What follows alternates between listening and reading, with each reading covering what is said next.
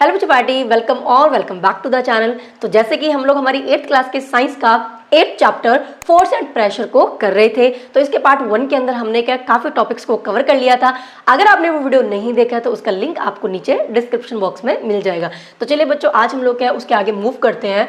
तो यहाँ पे हमारे पास जो सबसे पहला टॉपिक है that is the types of forces. Part 1 के अंदर हमने समझा कि फोर्सेस क्या होती हैं और फोर्सेस की प्रॉपर्टीज क्या क्या होती हैं। अब यहाँ पे हम देख रहे हैं कि फोर्सेस के टाइप्स कितनी होती हैं। तो बेसिकली बच्चों हमारे पास क्या दो टाइप्स ऑफ फोर्सेस हैं। कौन कौन सी हैं? एक हमारे पास है कॉन्टैक्ट फोर्सेस, एक हमारे पास है नॉन कॉन्टैक्ट फोर्सेस। अब देखो, मैंने आपको ये बताया था पार्ट 1 के अंदर कि जो फोर्सेस होती है ना, उनकी एक प्रॉपर्टी है कि फोर्स कब काम करते हैं, जब हमारे पास क्या होता है दो ऑब्जेक्ट्स आपस में क्या करते हैं, इंटरैक्ट करते हैं, यानी कि उनके बीच में इंटरेक्शन होती है किसी भी टाइप की। तो अगर बच्चों हमारे पास वो जो ऑब्जेक्ट्स है जिनके बीच में इंटरेक्शन हो रही है, अगर वो दोनों ऑब्जेक्ट्स डायरेक्टली एक दूसरे के क्या फिजिकल कॉन्टैक्ट में, यानी कि वो जो दोनों बॉडीज हैं या दोनों ऑब्जेक्ट्स हैं, अगर वो एक दूसरे को फिजिकली टच कर रहे हैं, तो तब जो फोर्सेस क्या काम करते हैं, तब जो फोर्सेस एक्ट करती हैं, ऐसे फोर्सेस को हम लोग क्या कहते हैं, कॉन्टैक्ट फोर्सेस। तो नाम से क्लियर है ना, कॉन्टैक्ट, यानी कि जब बॉडीज के बीच में डायरेक्ट कॉन्टैक्ट होगा, यहाँ पे फिजिकल कॉन्टैक्ट की नीड होती है इन फोर्सेस को लगने के लिए। तो वही हमने लिखा है bodies in contact with each other. जैसे कि इसके एग्जांपल्स की बात करें तो हमारे पास है muscular forces and the force of friction. तो इनको क्या डिटेल में हम पढ़ेंगे। इसके बाद हमारे पास क्या नॉन कॉन्टैक्ट फोर्सेस है। तो यहाँ पे नाम से क्लियर है, नॉन मतलब क्या नॉट आ गया ना, यानी कि नेगेटिव में आ गई चीज। तो यहाँ पे क्या होता है, जब हमारे पास क्या होता है दो बॉडीज, ऐसी दो बॉडीज जिनके बीच में इंटरेक्शन हो रही है, लेकिन बच्चों वहां पे क्या वो एक दूसरे को डायरेक्ट टच नहीं कर रहे, फिजिकली क्या एक दूसरे को टच करने की नीड नहीं है। तो ऐसी फोर्सेज जब काम करती हैं किसी दो ऑब्जेक्ट्स के बीच में, अगर वो क्या एक दूसरे को टच नहीं भी कर रही है ना, तो ऐसे फोर्सेज को हम लोग क्या बोल रहे हैं, नॉन कॉन्टैक्ट फोर्सेस। ठीक है, तो यहाँ पे हमने लिखा है bodies in not contact with the each other. Bodies क्या होती है, एक दूसरे के कॉन्टैक्ट में नहीं है। अब यहाँ पे क्या ये तीन टाइप्स के हमारे पास है। एक है हमारे पास magnetic forces, electrostatic force and the gravitational force. अब हम लोग क्या बच्चों सबसे पहले स्टार्ट कर रहे हैं कॉन्टैक्ट फोर्सेज से। तो हम क्या इन दोनों को डिटेल में पढ़ लेते हैं फटाफट से कि muscular forces and the force of friction क्या होती है। तो सबसे पहले बच्चों हमारे पास जो कॉन्टैक्ट फोर्स है that is the muscular force. तो मस्कुलर फोर्स होती क्या है, अब देखो नाम से क्लियर है, मस्कुलर जो वर्ड है ना वो क्या मसल से आया है। तो जब बच्चों क्या होता है, जितने भी लिविंग बींग्स है मसल्स उन्हीं के अंदर होती है ना, नॉन लिविंग बींग्स के अंदर तो मसल्स होती नहीं है। तो लिविंग बींग्स के अंदर जो मसल्स होती हैं उनके कुछ एक्शन की वजह से जो फोर्स क्या है जनरेट होती है, जो फोर्स प्रोड्यूस होती है ना, ऐसी फोर्स को हम लोग क्या कहते हैं, मस्कुलर फोर्स। तो यहाँ पे क्या लिखा है, the force generated by the action of the muscles in the living beings. हमारी बॉडी के अंदर या फिर एनिमल्स की मसल्स होगी, किसी की भी मसल्स हो सकती हैं, जब वो क्या करते हैं बच्चों कुछ एक्शन करती हैं तो उनकी मसल्स के एक्शन की वजह से वहां पे एक फोर्स प्रोड्यूस होती है, और ऐसी फोर्स को हम क्या कहेंगे, मस्कुलर फोर्स। तो अब बाय एग्जांपल समझ लेते हैं। तो जैसे कि बच्चों मान लीजिए मेरे पास यहाँ पे क्या है, ये मैंने कॉपी ली है, इसके ऊपर यहाँ पे क्या है एक बॉक्स पड़ा है। तो मैंने क्या करना है, इस बॉक्स को मैंने उठाना है। ठीक है, तो अब यहाँ पे क्या होगा, इसको उठाने के लिए ऑब्वियस सी बात है कि मैं अपने हाथों का यूज करूंगी, अपने हैंड्स का यूज करूंगी। तो यहाँ पे जो मेरे हाथ है इनके अंदर क्या है भाई, मसल्स है ना। तो मेरे हाथ की जो मसल्स है, जब मैं क्या इसको उठाने की कोशिश करूँ तो मैं यहाँ पे इस बॉक्स को क्या करूँ, लिफ्ट कर रही हूँ। ठीक है, मैंने इसको उठाया तो ये क्या है, मेरे हाथ की वजह से, मेरे हाथ की मसल्स की वजह से क्या इस बॉक्स को मैं लिफ्ट कर पाई, यानी कि मैं उसको उठा पाई। तो यहाँ पे आप देख सकते हो कि जो मेरे हाथ की मसल्स हैं, यानी कि जो मेरा हैंड है और ये जो बॉक्स है, ये क्या है एक दूसरे को डायरेक्ट टच कर रहे हैं। अब मैं अगर अपने हाथ को, इसको अपना जो हाथ है इसको क्या है अपने हाथ से इस बॉक्स को टच ना करूं, अगर मैं इसको उठाने की कोशिश करूं ऐसे, अब उठ रही है क्या, नहीं ना, क्योंकि जो मेरा हाथ है वो इस बॉक्स के क्या डायरेक्ट कॉन्टैक्ट में नहीं है। तो जब बच्चों हमारी जो मसल्स हैं वो क्या होती है, डायरेक्ट फिजिकल कॉन्टैक्ट में होते हैं दूसरे ऑब्जेक्ट के, तब हमारी मसल्स की वजह से जो फोर्स लगती है that is the muscular force. और इसीलिए हम मस्कुलर फोर्स को क्या कहते हैं, कॉन्टैक्ट फोर्स, क्योंकि इसमें क्या होता है जो मसल्स है और जो ऑब्जेक्ट है वो डायरेक्ट क्या होते हैं, कॉन्टैक्ट में होते हैं। तो यहाँ पे कुछ एग्जांपल्स लिखे हैं, जैसे कि पहले तो मैंने आपको बताई द लिफ्टिंग ऑब्जेक्ट, जैसे मैंने आपको अभी ये जो बॉक्स है वो लिफ्ट करके दिखाया। तो अगर मैं किसी चीज को मुझे उठाना है तो मैं तभी उठा पाऊंगी जब अपनी मसल्स जो है ना वो क्या होगी, दूसरे ऑब्जेक्ट के कॉन्टैक्ट में आएगी। इसके अलावा क्या है, पुशिंग और पुलिंग अ बॉक्स। अगर मुझे क्या करना है, यहाँ पे कोई बॉक्स पड़ा है उसको मुझे पुल करना है, तो उसको पुल करने के लिए मुझे उस बॉक्स को क्या करना पड़ेगा, सॉरी पुल करना है, खींचना है या फिर पुश करना है, तो उस बॉक्स के हमें क्या डायरेक्ट कॉन्टैक्ट में जाना पड़ेगा। हमारी जो मसल्स हम अपने हाथों का यूज कर रहे हैं, पैरों का यूज कर रहे हैं, तो वो डायरेक्ट कॉन्टैक्ट में होंगी, तभी हम लोग उसको क्या पुश या फिर पुल जो है वो कर पाएंगे। इसके अलावा क्या है, ब्रीदिंग अब देखो हमारी बॉडी के अंदर क्या कुछ ऐसे प्रोसेसेस हैं जो जिसमें भी क्या होता है, जो हमारी मस्कुलर फोर्स है ना वो क्या लगती है। जैसे कि हमारे पास है ब्रीदिंग। अब बच्चों ब्रीदिंग के अंदर हमें पता है कि जो लंग्स होते हैं वो कॉन्टिन्यूसली क्या करते हैं, एक्सपैंड करते हैं, कॉन्ट्रैक्ट करते हैं ना। हमारी मसल्स भी सेम ऐसे ही करते हैं। जब मैं आपको बता रही हूँ ना कि मसल्स के कुछ एक्शन की वजह से, तो वो एक्शन पता है क्या है, हमारी जो मसल्स है ना वो क्या कॉन्ट्रैक्ट करती है, फिर रिलैक्स करती है, और कॉन्ट्रैक्ट रिलैक्स करने की वजह से वहां पे क्या जो फोर्स है वो क्या प्रोड्यूस होते हैं, जिसे हम कहते हैं मस्कुलर फोर्सेस। ठीक है, अब यहाँ पे क्या जो ब्रीदिंग है इसके अंदर भी जो लंग्स है वो एक्सपैंड और कॉन्ट्रैक्ट कर रहे हैं। तो जो लंग्स है वो एक्सपैंड और कॉन्ट्रैक्ट क्यों कर पाते हैं, due to the muscular forces. ठीक है, इसके अलावा हमारे पास क्या कुछ ये तो हमने क्या ऊपर जो एग्जांपल्स लिखी वो सारी हमारी एग्जांपल्स थी। इसके अलावा बच्चों ह्यूमन बींग्स के अलावा कुछ एनिमल्स भी होते हैं जो कि क्या करते हैं, जैसे कि एनिमल्स लाइक द बुलॉक्स हो गए, हमारे हॉर्सेस हो गए, कैमल हो गया, ये क्या करते हैं, जो कार्ट होते हैं ना या फिर जो हैवी लोड होते हैं उनको क्या कर रहे होते हैं, पुल कर रहे होते हैं। आपने देखा होगा इस तरीके से क्या होता है, बुलॉक्स वगैरह होते हैं वो क्या करते हैं, कार्ट को खींच रहे होते हैं और उन कार्ट के ऊपर क्या कुछ हैवी लोड रखा जाता है। तो यहाँ पे एक्चुअली में क्या हो रहा है, जो हमारे एनिमल्स हैं ये वाले बुलॉक्स हो गया, हॉर्सेस हो गए, ये बेसिकली क्या कर रहे हैं, अपने मसल्स का यूज करके जो कार्ट है उसको क्या कर रहे हैं, खींच रहे हैं अपने साथ, जिसकी वजह से जो कार्ट है वो क्या मूव कर रहा है। तो यहाँ पे क्या होगा, ये जो कार्ट है और जो एनिमल्स है, एनिमल्स के जो मसल्स है वो एक दूसरे के क्या डायरेक्ट कॉन्टैक्ट में है। तो ये सारी एग्जांपल्स होगी हमारी किसकी, मस्कुलर फोर्सेस की। और हम देख पा रहे हैं इन सबके अंदर चीजें क्या है, डायरेक्ट कॉन्टैक्ट में एक दूसरे के। तो that means it is an example of a contact force. अब हम लोग क्या हमारी जो सेकंड कॉन्टैक्ट फोर्स है उसको देख लेते हैं, that is the force of friction. तो यहाँ पे बच्चों हम लोग क्या फोर्स ऑफ फ्रिक्शन को समझ लेते हैं with the help of an example. तो बच्चों आपको पता है कि अगर हमारे पास क्या कोई एक बॉल है, उसको मैंने क्या करा, इस तरीके से मूव करवा के ग्राउंड पे छोड़ दिया, तो वो जो बॉल है वो क्या पहले तो काफी ज्यादा स्पीड से मूव करती है, थोड़े टाइम के बाद धीरे धीरे उस बॉल की स्पीड क्या होती जाती है, कम हो जाएगी, और एक टाइम ऐसा आएगा जब बॉल अपने आप क्या ग्राउंड पे जाके रुक जाएगी, यानी कि वो मूव करना बंद कर देगी। तो कभी सोचा है कि ऐसा क्यों हुआ, ऐसा क्या हुआ कि जो बॉल है वो अपने आप क्या रुक गई, क्यों वो जो बॉल है वो क्या कंटिन्यूअसली मूव ही क्यों नहीं करती रहती। तो इन सारे क्वेश्चंस का आंसर हमारे पास क्या है, फोर्स ऑफ फ्रिक्शन। यहाँ पे हुआ क्या बच्चों, जैसे कि मान लीजिए ये हमारा क्या है, ग्राउंड है, ठीक है, सरफेस है, इसके ऊपर एक बॉल थी, तो यहाँ पे मैंने क्या करा, ये जो बॉल है वो क्या है इस सरफेस के कॉन्टेक्ट में है ना, तो जब मैंने इसके ऊपर क्या एक फोर्स लगाई, इसको पुश करा, तो बॉल ने क्या है मूव करना शुरू कर दिया ड्यू टू द पुश, जो कि मैंने उसको पुश करा, यानी कि उसके ऊपर मैंने फोर्स लगाई, उस फोर्स की वजह से बॉल ने क्या है इस डायरेक्शन में मूव करना शुरू कर दिया। लेकिन बच्चों जब भी हमारे पास कोई भी ऑब्जेक्ट हो, जब भी वो किसी अदर सरफेस के कॉन्टेक्ट में आता है ना, तो जहां पे ये कॉन्टेक्ट में आ रहा है ना, यहाँ पे क्या होता है, अपने आप एक फोर्स लगती है और उसकी डायरेक्शन क्या होती है, बिल्कुल ऑपोजिट होती है हमारे मोशन के। अगर मोशन क्या है इस डायरेक्शन में हो रहा है तो ये फोर्स ऐसे लगेगी, अगर मान लीजिए मोशन इस डायरेक्शन में हो रहा होता तो वो जो फोर्स ऑफ फ्रिक्शन है बिल्कुल इसकी क्या ऑपोजिट डायरेक्शन में लगती है, और ये फोर्स अपने आप लगती है, इसको कोई लगा नहीं रहा है। अब यहाँ पे क्या ऑब्जेक्ट को, बॉल को मूव करवाने के लिए मुझे उसके ऊपर फोर्स लगानी पड़ी, लेकिन यहाँ पे एक फोर्स अपने आप एक्ट करती है, कब करती है, जब हमारे पास क्या है दो ऑब्जेक्ट्स क्या होते हैं कॉन्टैक्ट में आते हैं, यानी कि एक ऑब्जेक्ट किसी और सरफेस के क्या आता है डायरेक्ट कॉन्टैक्ट में आता है। तो इसी फोर्स को बच्चों हम लोग क्या कहते हैं, फोर्स ऑफ फ्रिक्शन। और ये क्या करती है, ये जो मोशन है ना, जो भी मोशन हो रहा होता है उसको ये क्या करती है, अपोज करती है, यानी कि उसको रोकने की कोशिश करती है। इसीलिए क्या हुआ, थोड़े टाइम के बाद धीरे धीरे क्या हुआ, जो हमारा मोशन था वो कम होता चला गया due to the force of friction, और एक टाइम ऐसा है जिस टाइम पे जाके जो हमारी बॉल है वो क्या बिल्कुल रुक गई। क्लियर हो गया। तो वही हमने यहाँ पे लिखा है, a force that opposes the motion of an object. एक ऐसी फोर्स जो क्या करती है, किसी भी ऑब्जेक्ट की मोशन को अपोज करती है, कब करती है, when it is in contact with the other surface। जब हमारा जो ऑब्जेक्ट है बच्चों वो क्या होगा, किसी अदर सरफेस के कॉन्टेक्ट में आएगा, तभी हमारे पास क्या ये जो फोर्स ऑफ फ्रिक्शन है वो क्या एक्ट करती है। और ये जो फोर्स ऑफ फ्रिक्शन है ना, इसके हमें क्या काफ़ी सारे बेनिफिट्स हैं, इसके क्या कुछ हमें नुकसान भी हैं, वो हम आगे पढ़ेंगे। लेकिन यहाँ पे क्या है, इसके क्या क्या बेनिफिट्स हैं, एक चीज़ और बता दूँ, ये मैंने वैसे आपको बताई दी, it always act in the direction opposite to the motion. तो जिस डायरेक्शन में क्या मोशन हो रहा है उसके बिल्कुल ऑपोजिट डायरेक्शन में हमारे पास फोर्स ऑफ फ्रिक्शन क्या काम करती है। तो यहाँ पे कुछ एग्जाम्पल्स लिखी है जहाँ पे फोर्स ऑफ फ्रिक्शन क्या लगती है, बहुत सारे एग्जाम्पल्स हो सकती हैं यहाँ पे, जैसे कि पहले मैंने बताई, a rolling ball slows down due to the force of friction between the ball and the ground. तो यहाँ पे जो बॉल और ग्राउंड है इसके बीच में क्या लग रहा है, फोर्स ऑफ फ्रिक्शन लग रही है ऑपोजिट डायरेक्शन में, जिसकी वजह से क्या होता है, जो रोलिंग बॉल है वो थोड़े टाइम के बाद अपने आप क्या होती है, रुक जाती है। इसके अलावा बच्चों जैसे कि a car stops after the engine is turned of.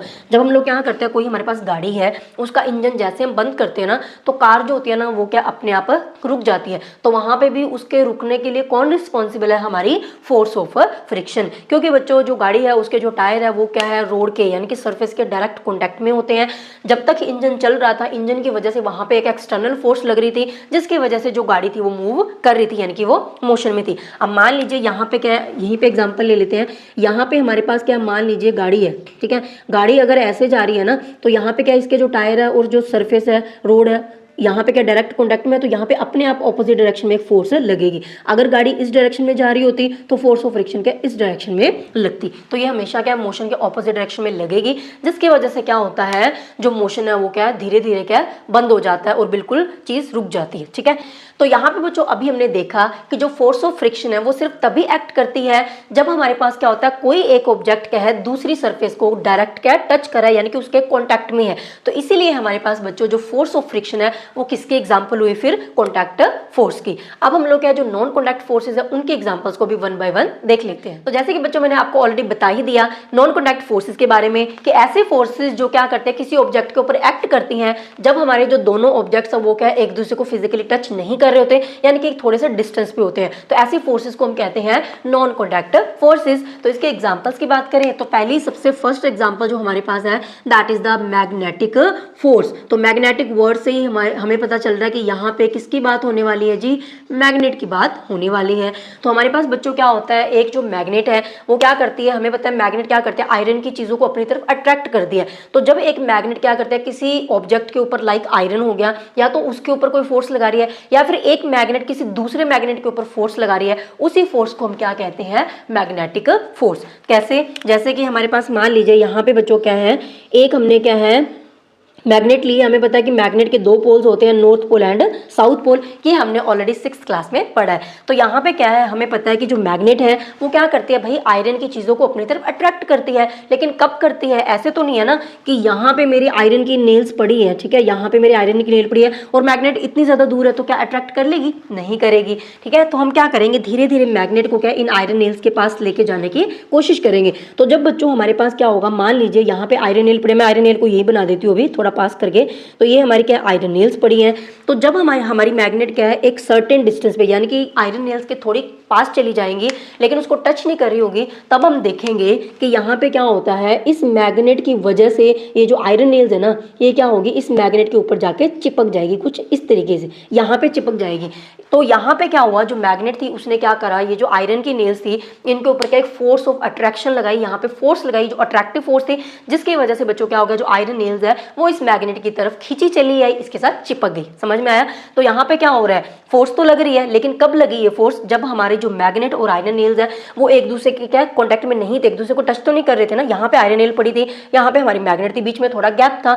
तो दैट मीन्स क्या, यहाँ पे दोनों चीजें डायरेक्ट कॉन्टैक्ट में नहीं है। तो इसीलिए हमारी किसके एग्जाम्पल हुई, नॉन कॉन्टैक्ट फोर्सेस की। इसी तरीके से हमारे पास क्या होता है, हमारे पास अगर एक मैग्नेट है, ठीक है, अब ये हमारी क्या है, एक मैग्नेट है, ठीक है, हमने यहाँ पे करा इसका ये नॉर्थ पोल है, इसका ये साउथ पोल है। अगर मैं इसको दूसरी मैग्नेट के पास लेके जाऊँ, यहाँ पे एक और मैग्नेट पड़ी है, मान लीजिए यहाँ पे इसका नॉर्थ पोल है, यहाँ पे इसका साउथ पोल है।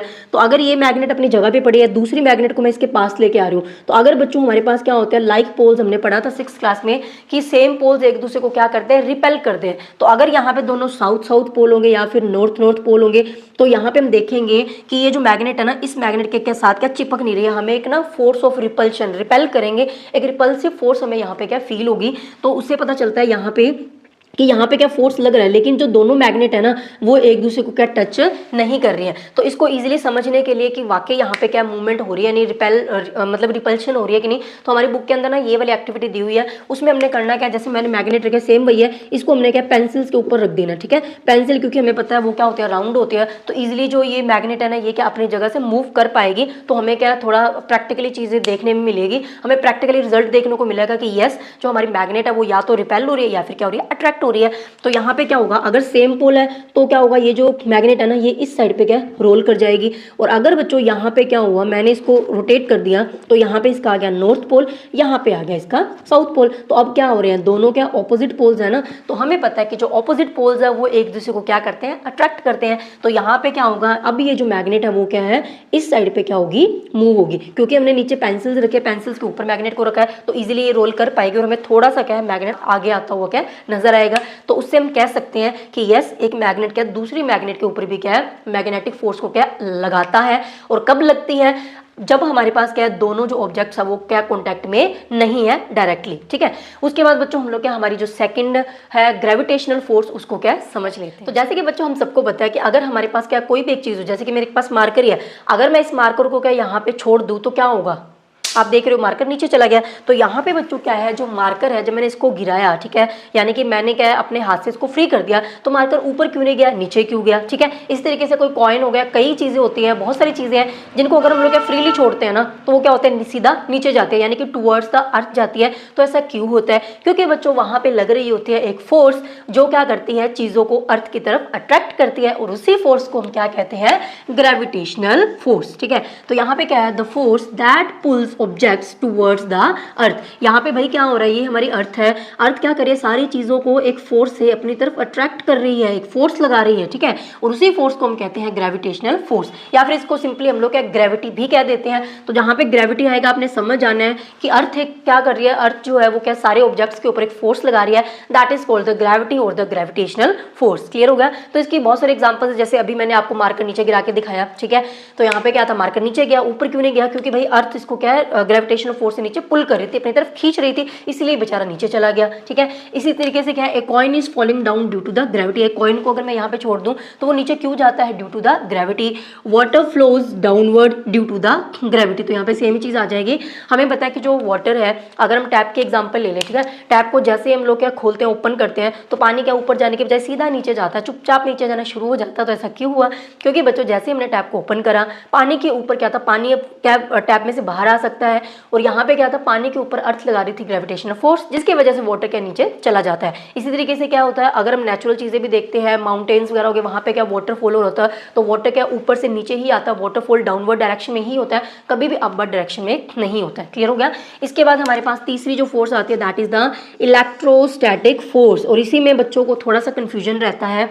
इलेक्ट्रोस्टैटिक फोर्स बच्चों क्या होती है, ये एक ऐसी फोर्स है, इसको लगा कौन रहा है, जैसे हमने ऊपर देखा इसको अर्थ लगा रही थी, इसको कौन लगा रहा है, तो इलेक्ट्रोस्टैटिक फोर्स को बच्चों लगाता है कोई भी हमारे पास एक चार्ज्ड ऑब्जेक्ट, कोई भी एक चीज है जिसके ऊपर क्या है, कोई ना कोई चार्ज क्या प्रोड्यूस हुए हैं। जैसे कि आपको पता है कि जो चार्जेस है वो क्या दो टाइप के होते हैं, कौन कौन से होता है, एक होता है पॉजिटिव चार्ज, एक होता है नेगेटिव चार्ज। तो अगर आपके पास मान लीजिए ये कोई ऑब्जेक्ट है, अगर इसके ऊपर या तो पॉजिटिव चार्ज है या फिर नेगेटिव चार्ज है, तो ऐसे ऑब्जेक्ट को हम कहते हैं चार्ज्ड ऑब्जेक्ट। तो हमारे पास बच्चों क्या होता है, एक चार्ज्ड ऑब्जेक्ट क्या करता है, किसी अदर ऑब्जेक्ट के ऊपर जब एक फोर्स लगाता है ना, वो फोर्स क्या है, अट्रैक्टिव भी हो सकती है और रिपल्सिव भी हो सकती है, वो भी हम एक्टिविटी के थ्रू समझेंगे।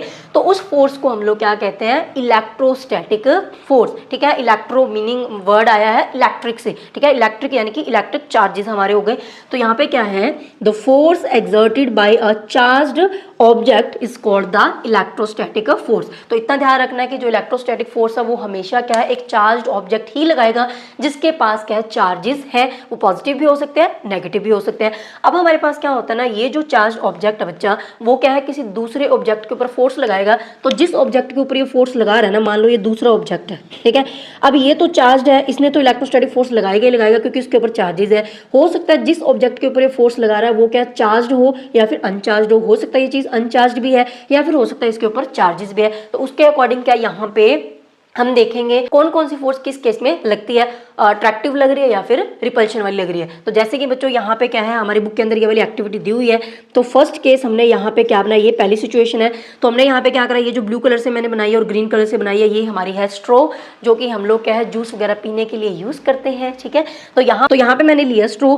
अब ये जो स्ट्रॉ है ना, ये हमारी क्या है, अनचार्ज है, यानी कि इसके ऊपर कोई भी चार्ज नहीं है। हमने क्या करा, स्ट्रॉ को एक एंड यहाँ पे क्या टाई कर दिया, इसको फ्रीली क्या यहाँ पे सस्पेंड कर दिया। अब हमने क्या करा, एक दूसरा स्ट्रॉ लिया। तो ये जो ग्रीन वाला दूसरा स्ट्रॉ है ना, इसको हमने करना है चार्ज, ठीक है, क्योंकि हमने देखना है इलेक्ट्रोस्टैटिक फोर्स और ये हमेशा कोई चार्ज ऑब्जेक्ट ही लगा सकता है।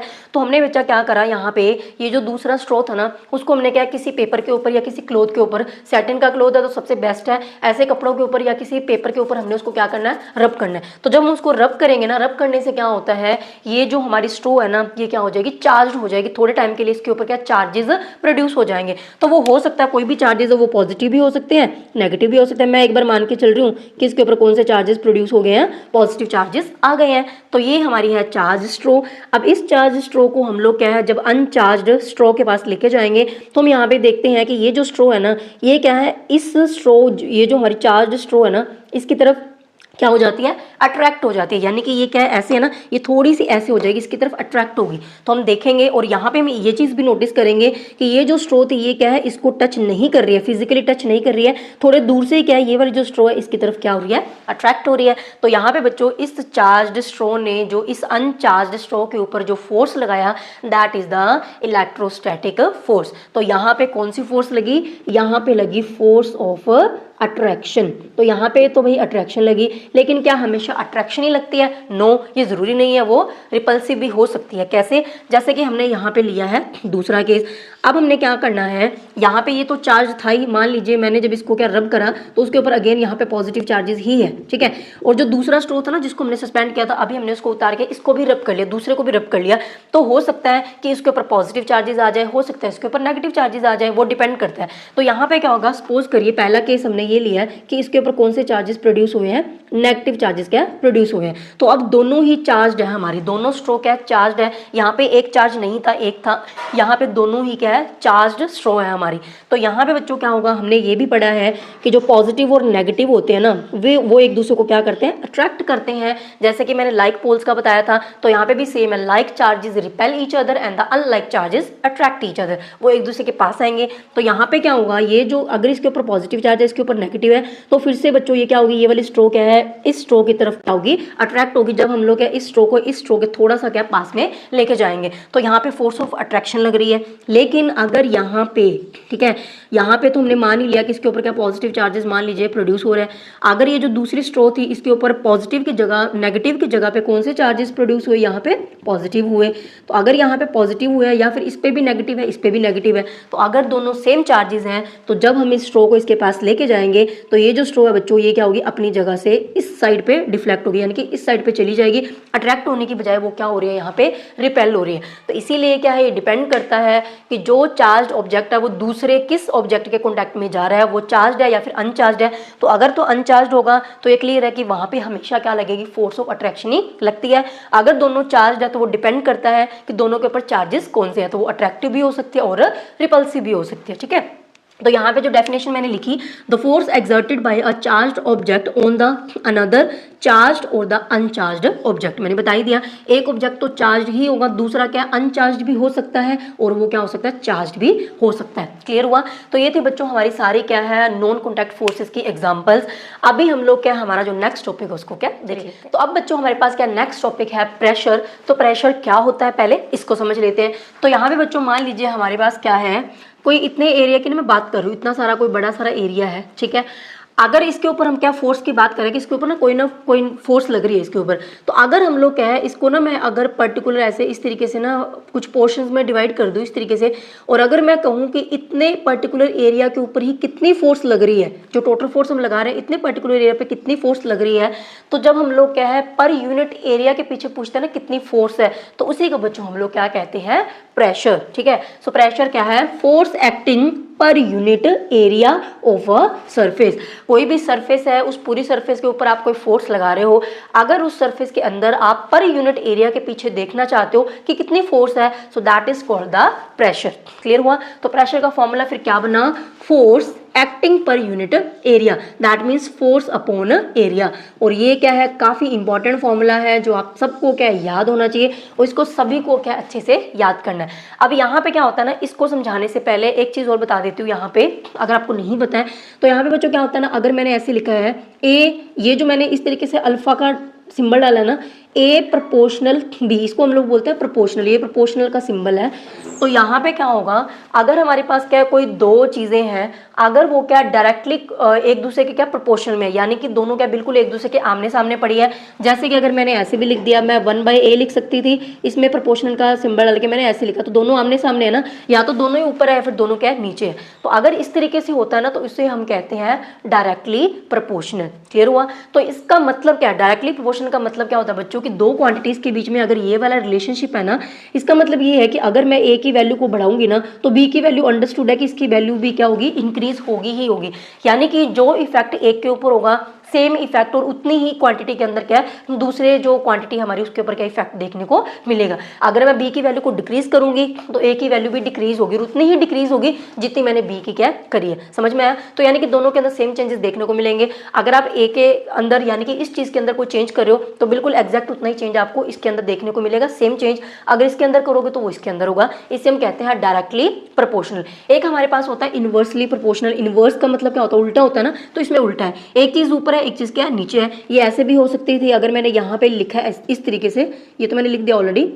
अगर मैंने लिखा है 1/a और मैंने यहाँ पे लिख दिया c, तो ये जो c और a है ना, एक ऊपर है एक नीचे है, तो ये जो दोनों क्वांटिटीज है हमारी ये यहाँ पे क्या है इनवर्सली प्रोपोर्शनल के रिलेशन में है। और इनवर्स का मतलब क्या है? उल्टा। तो यहाँ पे बच्चों क्या होगा, जैसे हमने यहाँ पे देखा सेम इफेक्ट होता है ना, इसमें उल्टा होता है। अगर a की वैल्यू इंक्रीज हो रही है तो b की वैल्यू उतनी क्या हो जाएगी? डिक्रीज हो जाएगी। अगर b की वैल्यू इंक्रीज हो रही है तो a की वैल्यू उतनी क्या हो जाएगी? डिक्रीज हो जाएगी। यानी कि एक की वैल्यू इंक्रीज हो रही है दूसरे की डिक्रीज होगी, लेकिन उतना ही सेम जितना इंक्रीज हुआ था उतना ही सेम डिक्रीज होगा। इस तरीके से ये रिलेशन होते हैं। तो ये जो कॉन्सेप्ट है वो हमने क्या यहाँ पे यूज करना है। ये कॉन्सेप्ट आपको बहुत आगे भी चल के काम आएगा, तो आपको ये दोनों टर्म्स के बारे में पता होना चाहिए कि इनवर्सली प्रोपोर्शनल का क्या मीनिंग है एंड डायरेक्टली प्रोपोर्शनल का क्या मीनिंग है। ठीक है, अब यहाँ पे क्या है आप देख सकते हो इस फॉर्मूला के अंदर कि यहाँ पे बच्चों प्रेशर को क्या पी से लिखते हो, तो मैंने शॉर्ट में लिख दिया। सो प्रेशर जो है यहाँ पे क्या है, प्रेशर एंड फोर्स आप देख रहे हो बिल्कुल आमने सामने है, तो that means pressure and force क्या है? Directly proportional to each other. यानी कि जितना ज्यादा फोर्स लग रहा होगा उतना ही ज्यादा क्या प्रेशर भी लगेगा। ठीक है, जितना फोर्स कम कर दोगे प्रेशर भी उतना ही कम हो जाएगा। तो सेम चेंजेस हो रहे हैं ना।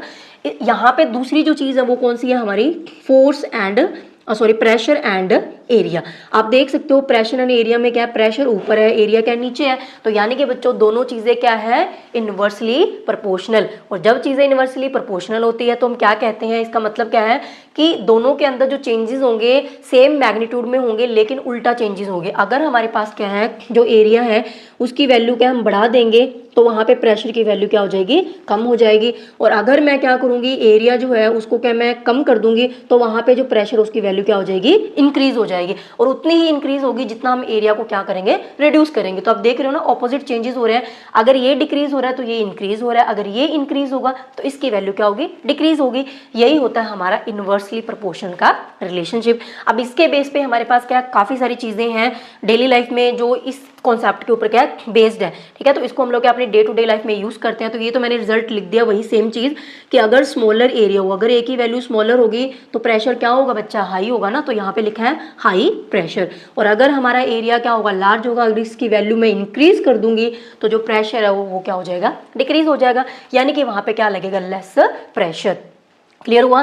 तो ये चीज़ हम क्या डेली लाइफ में कहाँ कहाँ यूज़ करते हैं, इसकी कुछ एग्जांपल्स हमने लिखी हैं जो कि हमारी बुक में दे रखी हैं। जैसे कि फर्स्ट है school bags have the wide straps. ठीक है, तो हमारे जो स्कूल बैग होते हैं उनके आपने देखा जो स्ट्रैप हम लोग के अपने शोल्डर पे कैरी करते हैं अपने बैग को उठाने के लिए, वो जो स्ट्रैप होते हैं वो क्या होता है? काफ़ी ज़्यादा वाइड होते हैं, चौड़े होते हैं, पतले नहीं होते। ऐसा क्यों होता है? उसके पीछे भी भाई कोई लॉजिक है। वो ऐसे डिज़ाइन नहीं है कि ऐसे मोटे बना दिए हैं, उसका साइंटिफिक रीज़न है। क्या रीज़न है? क्योंकि देखो हमने क्या करना है, जो बैग होते हैं उसमें बहुत सारी बुक्स हैं, काफ़ी ज़्यादा वेट है, तो उसकी वजह से क्या होगा? हमारे शोल्डर के ऊपर लगेगा फोर्स, यानी कि वहां पे लगेगा प्रेशर। ठीक है, अब हम चाहते हैं कि जो बैग है उसको क्या उठाना हमारे लिए इजी हो, तो हम चाहते हैं कि हमारे शोल्डर के ऊपर कम से कम प्रेशर है। उसके लिए मैं क्या करना पड़ेगा? अगर मुझे प्रेशर कम चाहिए तो मुझे एरिया क्या करना पड़ेगा? बढ़ाना पड़ेगा। हमने देखा ना लेस प्रेशर कब होगा? जब एरिया क्या होगा? लार्ज होगा। तो इसीलिए वहां पे क्या किया जाता है, अगर मैं इतना यहाँ पे स्ट्रैप बना रही हूँ, अगर बैग की स्ट्रैप क्या इतनी है और एक बैग है जिसकी स्ट्रैप क्या इतनी चौड़ी है, तो आप देख सकते हो यहाँ पे इसका एरिया ज्यादा है, इसका एरिया क्या है? कम है ना।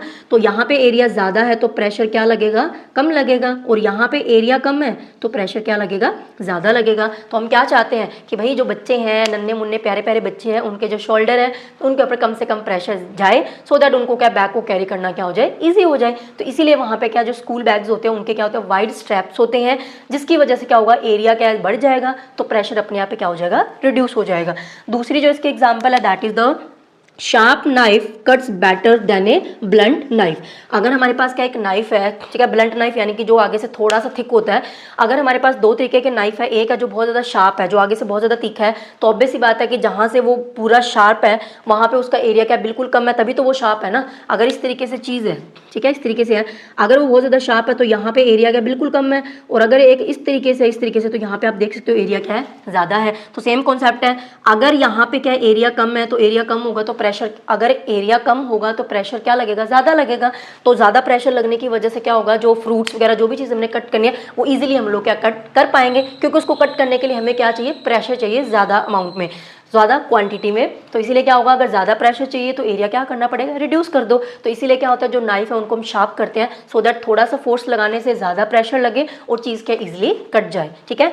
इसके अलावा क्या होता है, थर्ड जो है, porter use a round cloth on his head to carry the heavy loads. आपने क्या रेलवे स्टेशन वगैरह पे देखा होगा, ठीक है, जो पोर्टर होते हैं वो क्या करते हैं, जो पैसेंजर्स होते हैं ना उनका हैवी लोड क्या कैरी करते हैं एक जगह से दूसरी जगह अपने अर्निंग करने के लिए। तो वो क्या करते हैं, वो ना हैवी लगेज को उठाने से पहले अपने सिर पे ना एक पीस ऑफ क्लॉथ होता है, उसको ना ऐसे राउंड राउंड करके पूरा ऐसे फैला के अपने सिर पे रख लेते हैं। क्यों करते हैं ऐसा, ठीक है, तो फैशन थोड़ी कर रहे होते हैं वहाँ पे, कुछ लॉजिक है उसका लॉजिक यही है बच्चे कि अगर क्या है, ये क्या है, मान लीजिए ये क्या कोई पोर्टर है, उसके हेड का एरिया इतना ही है, ठीक है, अगर वो कोई लगेज रखेगा तो यहाँ पे उसका हेड का एरिया तो क्या कम है, तो उसने क्या करा, उसने क्या स्मार्ट तरीका यूज़ करा, वो थोड़ा इंटेलिजेंट है, उसने क्या करा, कपड़ा लिया, उसको क्या अपने सिर पे इस तरीके से स्प्रेड कर लिया, ठीक है, पीस ऑफ क्लॉथ को स्प्रेड कर लिया। आप देख सकते हो यहाँ पे ये इतना इतना एरिया, यहाँ पे एरिया ज़्यादा हो गया। अगर वो सीधी चीज़ को अपने हेड पे रखता, लगेज को सीधा हेड पे रखता तो एरिया क्या था, कम था। लेकिन जब उसने क्या पीस ऑफ क्लॉथ अपने सिर पे रखा तो वहाँ पे एरिया क्या हो गया, बढ़ गया। अब जब वो लगेज रखेगा अपने हेड के ऊपर तो वहाँ पे क्या हो रहा है, जो लगेज है वो क्या है, लार्ज एरिया के क्या कॉन्टैक्ट में आ रहा है। अगर एरिया लार्ज होगा तो लगेज के वेट की वजह से जो प्रेशर लगेगा वो अपने आप क्या हो जाएगा, कम हो जाएगा। तो इसीलिए क्या होता है, एरिया कम है तो उसको प्रेशर क्या कम फील होगा, तो वो क्या इजीली क्या चीज़ों को कैरी कर पाएगा। और वहीं पर अगर हम सीधा कोई चीज़ अपने सर पर रख लेते हैं तो क्या होता है, हमारे हेड का जो एरिया वो क्या कम है, तो जो हैवी चीज़ है वो क्या हमारे सीधा हेड के कॉन्टैक्ट में आएगी, और यहाँ पे एरिया क्या था, कम था, तो प्रेशर क्या लगेगा, ज़्यादा लगेगा। तो इसीलिए वो क्या करता है, उसको ईजिली क्या उठा पाए तो वो क्या करता है, जो राउंड क्लॉथ है उसको क्या अपने हेड पे रख लेता है। क्लियर हो गया। तो ये था हमारा क्या प्रेशर का टॉपिक।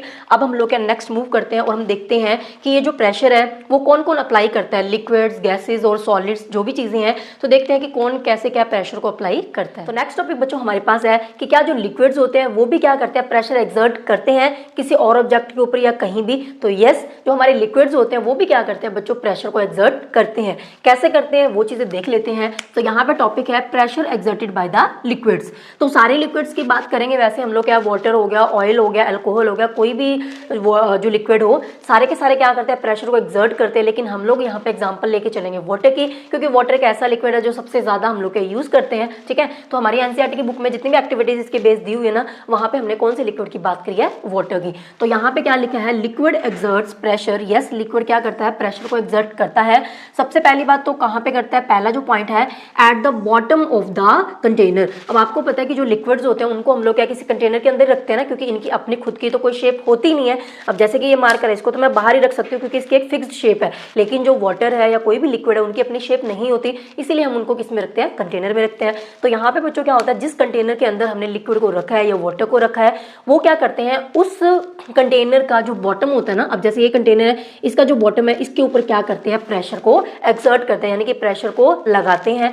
तो यहाँ पे कैसे होता है, अब यहाँ पे क्या है, पहला जो है ये जो लिक्विड प्रेशर लगाते हैं ना बॉटम ऑफ द कंटेनर पे, ये किसके ऊपर डिपेंड करता है, ये डिपेंड करता है on the height of the liquid column. अब कॉलम क्या होता है, आपने सुना होगा, एक्सेल में वर्ड यूज करते हैं रो एंड कॉलम। रो का मतलब हॉरिजॉन्टल एंड कॉलम का मतलब वर्टिकल लाइंस की जब बात करते हैं तो वहीं से वर्ड आया कॉलम। अब देखो जैसे ये है, इसमें मैंने क्या पानी फिल किया हुआ है, तो ये क्या वर्टिकल चीज लग रही है ना, तो इसीलिए हमने यहाँ पे बोला है कि ये जो पूरी चीज है ये हमारा क्या है, लिक्विड कॉलम। ठीक है, लिक्विड कॉलम यानी कि वर्टिकली इस तरीके से पानी है हमारा, फैला हुआ नहीं है, वर्टिकल लिया हमने, तो ये हमारा लिक्विड कॉलम।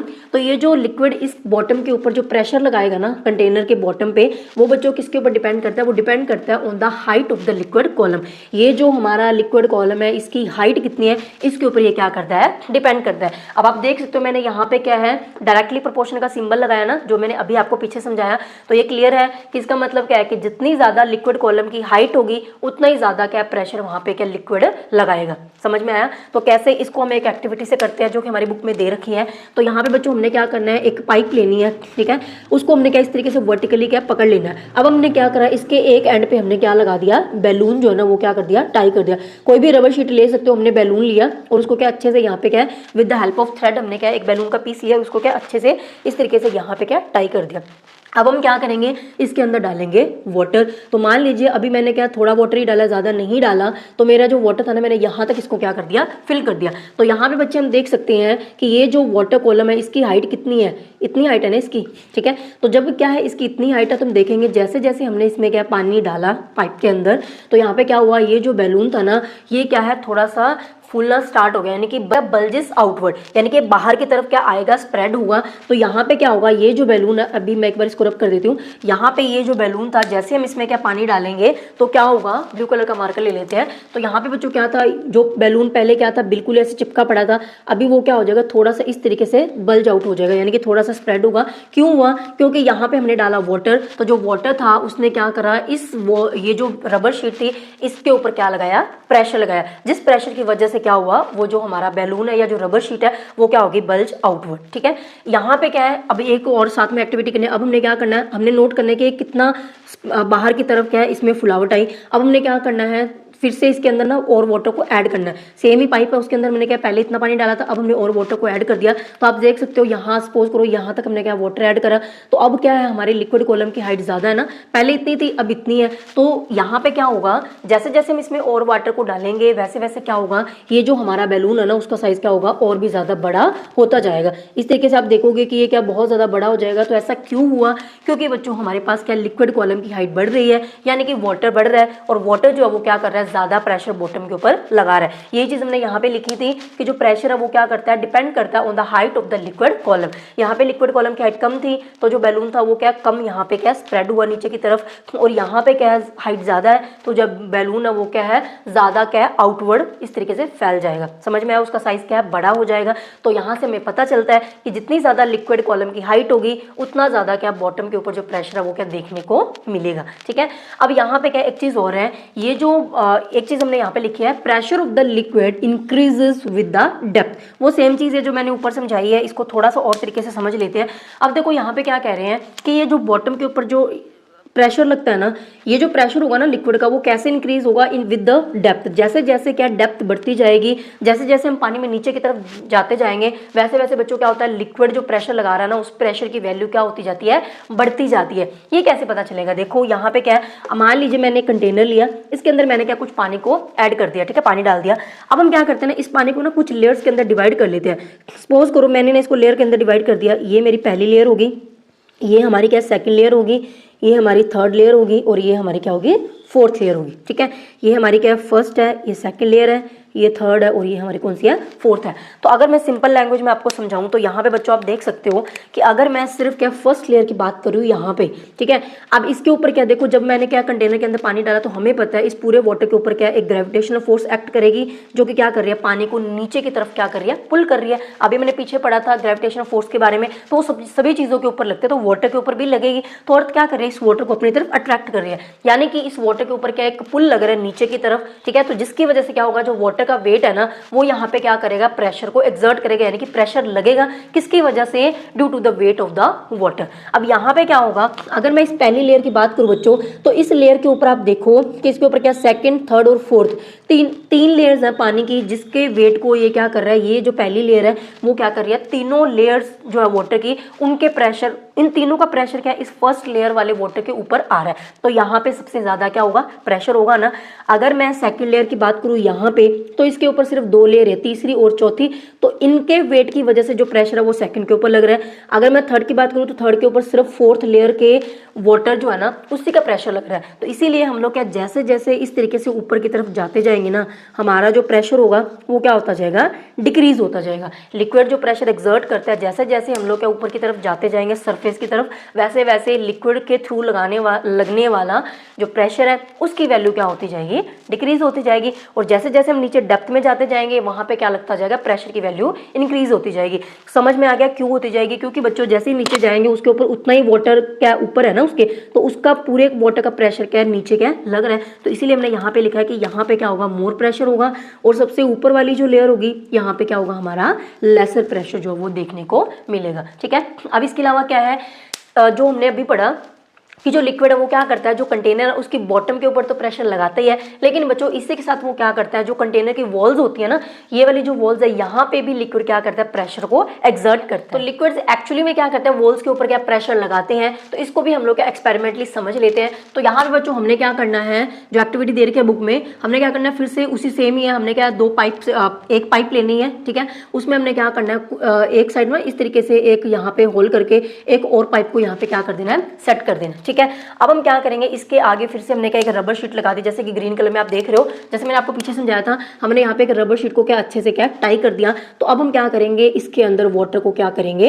ऐड करेंगे। तो जैसे जैसे बच्चों हम लोग क्या इसके अंदर वाटर ऐड करेंगे ना, हम देखेंगे कि इस वाटर के प्रेशर की वजह से क्या होगा, ये जो हमने यहाँ पे रबर शीट लगाई है ना, यानी कि ये जो बैलून लगाया वो थोड़ा सा क्या इस तरीके से क्या यहाँ पे उसका जो साइज है वो क्या हो जाएगा, इंक्रीज हो जाएगा, यानी कि जो बैलून है वो क्या फूल जाएगा, ठीक है। अब हमने क्या करा, फिर से क्या करना है, इसके अंदर और वाटर को ऐड करना है। पहले हमने इसका साइज नोट करा कि जब मैंने इतना पानी ऐड करा है, जब कॉलम की हाइट इतनी है तब क्या है ये कितना बल्ज आउट हुआ है। फिर से हमने क्या यहाँ पे करना है, अब हमने क्या और पानी ऐड कर दिया। तो आप देख रहे हो इसके कंपैरिजन में हमने क्या और पानी ऐड कर दिया।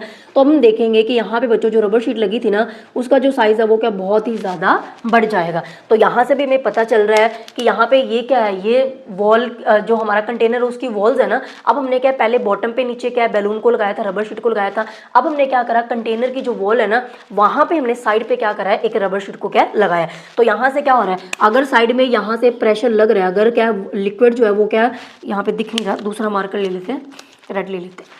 यहाँ पे क्या है, ये क्या है, ये जो है ये साइड में ये क्या है, कंटेनर की वॉल्स है ना, तो ये जो लिक्विड है ये क्या कर रहा है, इन वॉल्स के ऊपर भी प्रेशर लगा रहा है ना, ठीक है। इन वॉल्स के ऊपर भी प्रेशर लगा, नीचे तो लगा ही रहा था बॉटम के ऊपर, वॉल्स के ऊपर भी लगा रहा है। और इसी प्रेशर की वजह से बच्चों यहाँ पे क्या हो रहा है, ये जो बैलून है उसका जो साइज है वो क्या हो रहा है, इंक्रीज हो रहा है, ठीक है। तो यहाँ से हम कह सकते हैं कि यस, जो लिक्विड्स होते हैं वो क्या है, बॉटम के साथ साथ जो कंटेनर होता है ना उसकी वॉल्स के ऊपर भी क्या लगाते हैं, प्रेशर को एक्सर्ट करते हैं। इसके अलावा यहाँ पे क्या है, एक जो मैंने अभी पीछे आपको समझाया था कि जो बॉटम के ऊपर जो प्रेशर लगता है, जैसे जैसे डेप्थ क्या इंक्रीज होती जाती है ना, वैसे वैसे प्रेशर की वैल्यू क्या हो जाती है, इंक्रीज हो जाती है। तो वहां पे एक एक्टिविटी मैं आपको बताना भूल गई, वो एक्टिविटी हम कर सकते हैं। हमने यहाँ पे क्या करना है, सिंपली एक बॉटल लेनी है, ठीक है। एक बॉटल ले लेंगे कोई भी, उसमें हमने क्या करना है, वाटर को ऐड कर देना है, ठीक है। उसके अंदर मैंने क्या करा, वाटर को ऐड कर दिया इस तरीके से।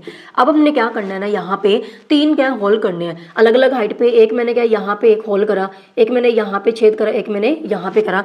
तो हम देखेंगे यहाँ पे कि जहाँ जहाँ मैंने क्या, ये सबसे ऊपर वाला होल है, यानी कि यहाँ पे पानी की डेप्थ क्या है, कम है ना, पानी इतने, इसकी जो डेप्थ सिर्फ इतनी है, बहुत ज़्यादा डेप्थ नहीं है। तो यहाँ पे क्या होगा, जो पानी है, क्योंकि जैसे ही होल्ड करेंगे पानी बाहर आएगा, तो हम देखेंगे कि जो पानी की स्ट्रीम है ना वो कुछ इस तरीके से आपको क्या दिखाई देगी। उसके नीचे कुछ और डेप्थ पे आपने जो होल्ड करा उसमें से पानी आपको क्या कुछ इस तरीके से आता हुआ दिखाई देगा। और सबसे नीचे जो करा है ना उसमें क्या सबसे ज़्यादा प्रेशर से पानी आ रहा है, यानी कि सबसे नीचे जो होल आपने करा वहाँ से पानी ज़्यादा प्रेशर से आ रहा है, इसीलिए तो वो ज़्यादा दूर जा पा रहा है ना। यहाँ पे ज़्यादा दूर पानी गिर रहा है, इसमें क्या थोड़ा सा पास में गिर रहा है, ऊपर वाले में बिल्कुल बॉटल के क्या पास जो पानी वो गिर रहा है। तो इन वाटर स्ट्रीम्स को देख के भी हम कह सकते हैं कि यस, जो वाटर के थ्रू जो प्रेशर लगता है, यानी कि जो लिक्विड्स प्रेशर लगाते हैं वो डेप्थ के साथ क्या होता है, इंक्रीज होता है। जैसे जैसे डेप्थ डिक्रीज होती जाएगी, ऊपर की तरफ जाएंगे, वैसे वैसे क्या होगा, जो लिक्विड के थ्रू जो प्रेशर लग रहा है उसकी वैल्यू भी क्या हो जाएगी, डिक्रीज हो जाएगी। क्लियर हो गया। इसके बाद बच्चों हमारे पास तीसरा जो पॉइंट है वो कौन सा है, liquid exerts equal pressure at the same depth. अब हमने ये तो पढ़ लिया कि यस, डेप्थ में जितना ज्यादा नीचे जाएंगे उतना ज्यादा प्रेशर लगेगा, बॉटम में भी लगता है, कंटेनर की वॉल्स पे भी लगता है। अब ये जो प्रेशर लग रहा है ना, अगर किसी एक पर्टिकुलर डेप्थ की बात कर ले, जैसे कि ये बॉटल है, इसमें मान लीजिए मैंने क्या है इतनी डेप्थ इसकी क्या है जूम कर ली कि इतने पे मैंने चेक करना है, ठीक है। अगर मैं इसका ये लेवल ले लूँ या ये डेप्थ ले लूँ, तो यहाँ पे बच्चों क्या होगा, अगर मैं यहाँ पे चाहे वाटर का जितना प्रेशर लगना है ना, सेम ही इसी पॉइंट पे लग रहा है, सेम ही इसी पॉइंट पे लग रहा है। यानी कि अगर हम डेप्थ डिसाइड कर ले पानी की कि कौन सी है, तो उस डेप्थ के ऊपर हर जगह जो वाटर का प्रेशर है वो क्या लग रहा है, इक्वल लगेगा। उसमें ऐसे नहीं होगा कम ज़्यादा। हाँ, डेप्थ कम ज़्यादा होने से क्या प्रेशर क्या डिक्रीज या इंक्रीज होगा, लेकिन एक पर्टिकुलर डेप्थ के लिए अगर सेम डेप्थ आपने डिसाइड करी है तो उसके लिए क्या है, हर जगह पे उस डेप्थ के ऊपर हर पॉइंट के ऊपर क्या है, प्रेशर क्या लगेगा, इक्वल प्रेशर जो वो लगेगा। इसको कैसे साइंटिफिकली हम लोग चेक कर सकते हैं, एक्सपेरिमेंटली चेक कैसे कर सकते हैं, हम वही करेंगे। हमने क्या यहाँ पे ये डेप्थ डिसाइड करी है ना, तो हम यहाँ पे क्या कर देंगे, 2 होल कर देंगे, ठीक है। 2 होल करें तो यहाँ पे क्या होगा, हमें पता है जैसे ही हम यहाँ पे क्या 2 छेद करेंगे, पानी क्या बाहर आना स्टार्ट होगा ना, तो यहाँ पे क्या पानी क्या यहाँ पे आना स्टार्ट होगा, वाटर की स्ट्रीम्स आनी स्टार्ट होगी। तो हम देखेंगे बच्चों की जो दोनों स्ट्रीम्स है ना वो कंटेनर से क्या इक्वल डिस्टेंस पे ही यहाँ पे क्या गिर रही है, यानी कि वाटर स्ट्रीम्स इक्वल डिस्टेंस पे आ रही है। तो इससे क्लियर है कि जितना प्रेशर प्रेशर क्या है इस पॉइंट के ऊपर है ना, सेम उतना प्रेशर क्या इस पॉइंट पे लग रहा है, तभी तो जो वाटर है वो क्या है इक्वल डिस्टेंस पे क्या नीचे फॉल हो रहा है। क्लियर हो गया? तो वहां से हम कह सकते हैं कि यस इक्वल प्रेशर लगेगा एट द इक्वल डेप्थ। ठीक है, ऐसे क्या होगा, अगर आपने ये डेप्थ डिसाइड करी है तो इस डेप्थ के ऊपर हर पॉइंट पे क्या होगा, जो लिक्विड का प्रेशर है वो क्या रहेगा, सेम रहेगा। इसके अलावा क्या होता है, जो लिक्विड्स होते हैं ना वो एक्सर्ट करते हैं pressure in all the direction. अभी जैसे बच्चों मैं आपको बता रही हूँ कि जो प्रेशर होता है वो क्या, अभी हमने डाउनवर्ड प्रेशर की बात पढ़ी, लेकिन ऐसा नहीं होता। जो लिक्विड है ना वो क्या कर रहा है, यहाँ पे अगर आपने ये पॉइंट सपोज करो ये पॉइंट लिया है, तो यहाँ पे लिक्विड क्या कर रहा है, हर डायरेक्शन के अंदर प्रेशर को क्या कर रहा है, एक्सर्ट कर रहा है। इस साइड भी प्रेशर लग रहा है, इस साइड भी लग रहा है, ऊपर भी लग रहा है, नीचे भी लग रहा है। लेकिन ऊपर लगने वाले प्रेशर की अभी हमने यहाँ पे बात नहीं की, वो आपको क्या 9th क्लास में टॉपिक आएगा कि जो वाटर है वो ऊपर की तरफ भी प्रेशर लगाता है, तो वो आप आगे जाके पढ़ोगे। लेकिन यस आपको इतना पता होना चाहिए कि जो लिक्विड्स वो क्या करते हैं, सारी डायरेक्शंस के अंदर ही प्रेशर को क्या लगाते हैं, सारी डायरेक्शन के अंदर ही क्या प्रेशर को एक्सर्ट करते हैं। ठीक है, चलो इसके बाद हम लोग क्या देख लेते हैं, ये तो था लिक्विड्स का। अब हम देख लेते हैं कि क्या बच्चों जो लिक्विड्स है जैसे वो प्रेशर लगाते हैं, तो क्या हमारी जो गैसेज है वो भी लिक्विड्स के जैसे ही प्रेशर लगाती हैं जिसके अंदर उनको क्या रखा गया है। तो हमारे पास बच्चों जो गैसेज होते हैं ना वो भी क्या करते हैं, लिक्विड्स के जैसे जिस कंटेनर के अंदर भी क्या गैसेज को रखा गया है उनके बॉटम के ऊपर एंड वॉल्स के ऊपर क्या है, दोनों के ऊपर क्या है जो प्रेशर है वो क्या एक्सर्ट करती है। तो सेम चीज हमने लिखा है, gases also exert pressure on the bottom and the walls of the container. अब यहाँ पे क्या होता है, इसके यूजेस क्या क्या है, जैसे कि अगर एग्जांपल की बात करें तो आपको पता है हमारे पास क्या होता है, कोई एक बैलून है, ठीक है, हम क्या करते हैं जैसे उसके अंदर एयर फिल करते हैं तो उसका साइज क्या हो जाता है, बड़ा हो जाता है ना। ठीक है, बड़ा हो जाएगा। क्यों फूल जाता है बैलून, क्योंकि हमने बच्चों क्या करा, जब हमने उसके अंदर एयर फिल करी तो एयर उसके अंदर गई बैलून के अंदर। अब वो जो एयर है वो क्या कर रही है, प्रेशर एक्सर्ट कर रही है on the walls of the balloon. और क्योंकि जो बैलून की जो वॉल्स है वो क्या फ्लेक्सिबल है, इसीलिए वो क्या हो जाती है, इन्फ्लेटेड, यानी कि फूल जाता है, जिसकी वजह से उसका जो साइज है वो क्या बढ़ जाता है। तो वही हमने यहाँ पे लिखा है, air pressure keeps an inflated balloon in shape. अगर हमारे पास क्या है, कोई एक बैलून है जो कि इन्फ्लेटेड है यानी कि फूला हुआ है, उसका जो मुंह होता है आगे से वो क्या टाई करके रखते हैं ना। अगर हमने क्या बर्थडे पार्टी या डेकोरेशन में कहीं लगाने तो हम क्या करते हैं, उसका मुंह में आगे से बांधना पड़ता है। क्यों बांधना पड़ता है, क्योंकि बच्चों जैसे ही हम लोग क्या उसका जो माउथ है उसको क्या ओपन करेंगे तो क्या होगा, सारी की सारी जो एयर है वो बाहर निकल जाएगी। और उस एयर की वजह से, क्योंकि बैलून के अंदर वो एयर है, वो क्या कर रही है, उसकी जो वॉल्स है, जैसे कि ये बैलून है, ठीक है, अब यहाँ पे क्या हमने इसका जो मुंह है यहाँ पे ऊपर टाई कर रखा है, बंद कर रखा है यहाँ से, जिसकी वजह से एयर बाहर जा नहीं पा रही। तो एयर क्या कर रही है, इसकी जो वॉल्स है ना इसके ऊपर क्या कर रही है, प्रेशर एक्सर्ट कर रही है, जिसकी वजह से वो क्या अपनी शेप के अंदर ही रहता है। क्लियर हो गया? तो ये क्या है हमारा, इससे क्लियर होता है कि जो गैसेज है, यस वो गैसेज क्या करते हैं, जो वॉल्स है उसके ऊपर क्या प्रेशर को लगाती हैं। इसके अलावा एक बाईसाइकिल ट्यूब डिफ्लेट्स व्हेन पंचर्ड। तो हमें पता है कि जो हमारी बाईसाइकिल ट्यूब होती है, ठीक है, वो अगर वो क्या है पंचर हो जाती है, पंचर होने का मतलब क्या, कहीं से कुछ फट गई तो जो गैस है उसके अंदर जो एयर होते हैं वो सारी की सारी एयर बाहर निकल जाते हैं, जिसकी वजह से ट्यूब है हमारी वो क्या पिचक जाती है। ठीक है, डिफ्लेट्स हो जाती है यानी कि पिचक जाएगी, उसकी शेप खराब हो जाएगी। लेकिन अगर उसके अंदर एयर फिल है तो वो क्या पूरी अपनी क्या शेप में रहती है। तो ये सारे एग्जाम्पल्स है जिससे हम कह सकते हैं कि जो गैसेज है वो क्या प्रेशर एक्सर्ट करती है। इसके बाद बच्चों हमारे इस चैप्टर का लास्ट टॉपिक है, that is the atmospheric pressure, और ये काफी ज्यादा इंपॉर्टेंट टॉपिक है। तो यहाँ पे क्या होता है ना, हमारी जो अर्थ है, अर्थ के कुछ डिस्टेंस तक बच्चों क्या होता है, अर्थ के ऊपर चारों तरफ क्या होता है, कुछ डिस्टेंस तक क्या होता है ना, जो काफी सारी ना गैसेज यहाँ पे क्या होती है प्रेजेंट होती है अराउंड द अर्थ। जैसे मैंने यहाँ पे बनाया ग्रीन कलर से जो सर्कल बनाया, तो इस पूरे जगह में क्या होगा, कुछ गैसेज और जो एयर है वो क्या होती है प्रेजेंट होती है। तो ये जो एयर का जो एनवेल्प है ना, गैसेज का जो एनवेल्प है, इसी को हम लोग क्या बोलते हैं, एटमॉस्फेयर। ठीक है, इसको हम एटमॉस्फेयर कहते हैं। तो एटमॉस्फेयर का मतलब क्या होता है, जो एयर का एक एनवेल्प होता है अराउंड द अर्थ। तो यहाँ पे क्या होता है ना, ये सारी जो गैसेज है, जो एयर है, ये पता क्या कर रही होती है, ये हर टाइम क्या करते हैं, जो हमारी अर्थ है ना इसके ऊपर क्या कर रही होती है, एक प्रेशर एक्सर्ट कर रही होती है। जैसे मैंने अभी आपको बताया गैसेज और एयर क्या करते हैं, प्रेशर को एक्सर्ट करती है। तो ये भी क्या करती है, हमारी अर्थ के ऊपर चारों साइड से क्या करते हैं, प्रेशर को एक्सर्ट करती हैं। और वो जो प्रेशर है, उसी प्रेशर को हम लोग क्या बोलते हैं, एटमॉस्फेरिक प्रेशर। यानी कि वो प्रेशर जो एटमॉस्फेयर लगा रहा है किसके ऊपर, अर्थ के ऊपर लगा रहा है, that is called the atmospheric pressure. So the pressure exerted by the atmosphere is called the atmospheric pressure. ठीक है, तो वहीं से नाम पड़ा है, एटमॉस्फेयर जो प्रेशर लगा रहा है that is the atmospheric pressure.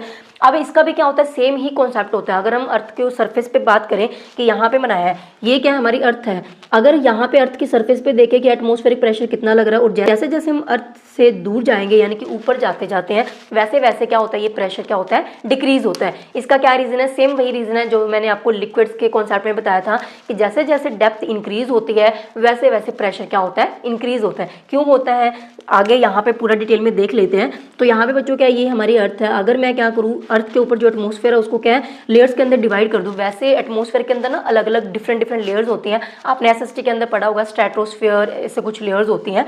तो यहाँ पे क्या है, ये हमारी लेयर है। मान लीजिए ये हमारी first layer, this is the second, third, fourth, इस तरीके से लेयर्स होती हैं।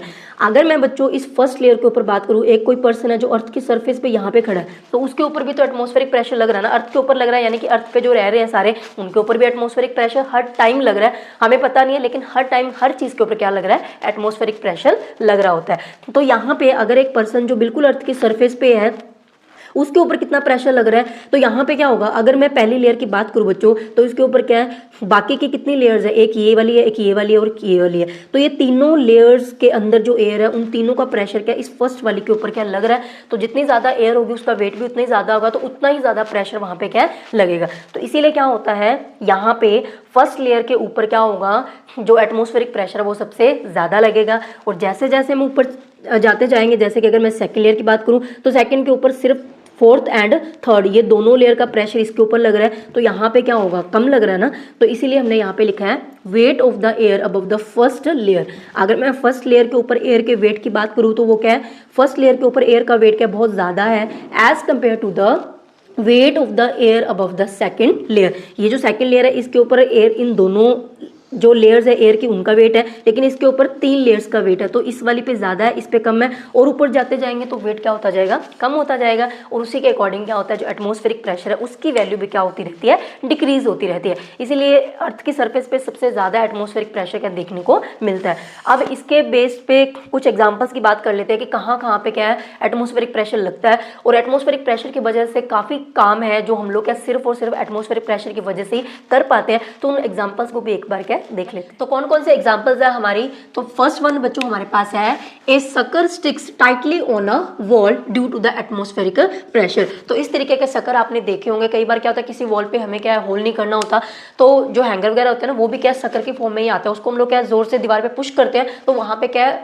बहुत परमानेंटली क्या चिपक जाते हैं, मतलब कोई वेट हम लोग उस पर डालेंगे, कपड़े वगैरह टंगाएंगे तो वो नीचे नहीं आएगा। तो ऐसा क्यों होता है, सकर जो इतनी टाइटली वॉल से कैसे चिपक जाते हैं, क्योंकि बच्चों होता क्या है, जो ये हमारी क्या है वॉल है, ठीक है, वो जो सकर होता है ना उसकी शेप क्या कुछ इस तरीके से होती है, आपने देखी है। तो वहां पे क्या होता है, जैसे हम उसको जोर से पुश करते हैं ना तो वो क्या होता है, सकर के बीच में और वॉल के बीच में जितनी भी एयर थी वो सारी की सारी क्या हो जाती है, रिमूव हो जाती है। अब यहाँ पे होगा क्या, क्योंकि वॉल और सकर के बीच में कोई एयर नहीं है तो वहां से तो एयर का प्रेशर लग नहीं रहा, लेकिन एटमॉस्फेरिक प्रेशर उस सकर के ऊपर बाकी सारी साइड से आ रहा है। तो इसीलिए क्या होता है, जो सकर है वो क्या वॉल से क्या चिपका रहता है, ठीक है। तो यही कॉन्सेप्ट है उसका। तो ये भी इसी वजह से पॉसिबल हो सकता है क्योंकि वहां पे क्या लग रहा होता है, एटमॉस्फेरिक प्रेशर क्या लग रहा होता है। क्लियर हो गया। ये मैंने बताया कि ये मान लीजिए ये सकर है, तो नीचे से क्या, नीचे जो वॉल है, वॉल और सकर के बीच में कोई एयर नहीं है तो वहां से तो प्रेशर बाहर की तरफ आ ही नहीं रहा, लेकिन प्रेशर ऊपर की तरफ इस तरीके से प्रेशर सारी जगह से लग रहा है बाहर की साइड। तो इसीलिए क्या होता है, जो सकर है वो क्या है दीवार के ऊपर स्टिक ही रहता है। इसके अलावा दूसरा जो है that is the rise of liquid in a dropper.